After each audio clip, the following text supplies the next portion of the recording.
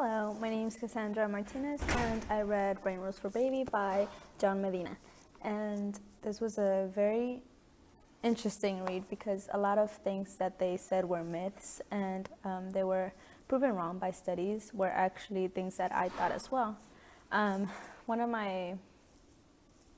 the things that I chose was that we should leave babies alone in the first half of pregnancy.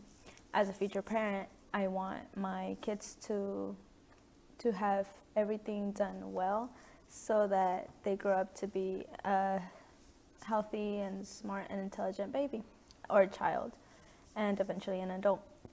So from this, it says that we should not do anything specifically to your stomach, or to your baby, so that he or she could be smarter, because they really just want to be left alone the first half of the pregnancy.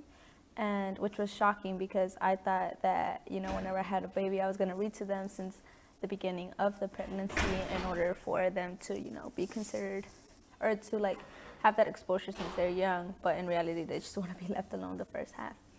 And from that, I remembered my aunt when she was living with us. She was pregnant with with her second child, and we wanted to be touching her stomach. We wanted to be playing with it, but she never said anything, so we did, but we never got any reaction. And in the second half of the pregnancy, it was totally opposite, because we would touch it, or we would talk to it, or we would play with her belly essentially, and the baby would kick, or he would respond to things that we would do to the stomach. And I thought, as I kept reading that section, I was like, well, I want to do something for my baby. I don't want him to just be left alone. I want to help in some way. And turns out we can, by monitoring our weight, which is essential, because the first half of the pregnancy, the organ that starts developing first and the last organ to develop is the brain. And so we need to gain the right amount of weight so that we know that the mass of the brain is developing well enough in the child. And so that's one thing. Second thing would be nutrition, which is something that I struggle with, especially being a college student, because come on, Saga. But talking about Saga. But that's another thing that I do want to continue to improve on. The next thing would be stress. There is always going to be some type of stress, but it's important that we limit ourselves to stress that is necessary and that is very minimal. And the last thing being exercise, so that you have to push less whenever you're having the baby, and it is less painful for both you and the baby. The second thing that I wanted to mention was how we praise our children.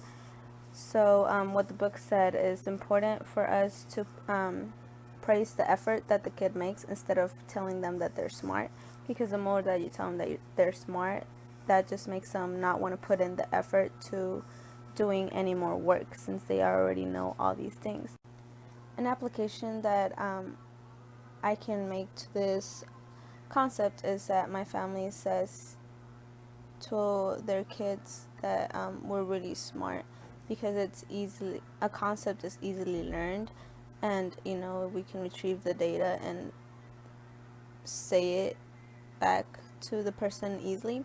And so I feel like that's something that we have to fix, especially in my family. But especially personally, I am gonna try to tell my kids that they are doing good because of the effort that they put in, the time, and how much they focus in what they're doing, and not just because of genes or not because of nature, but because of what they're doing to get where they want to be or when they're going to be.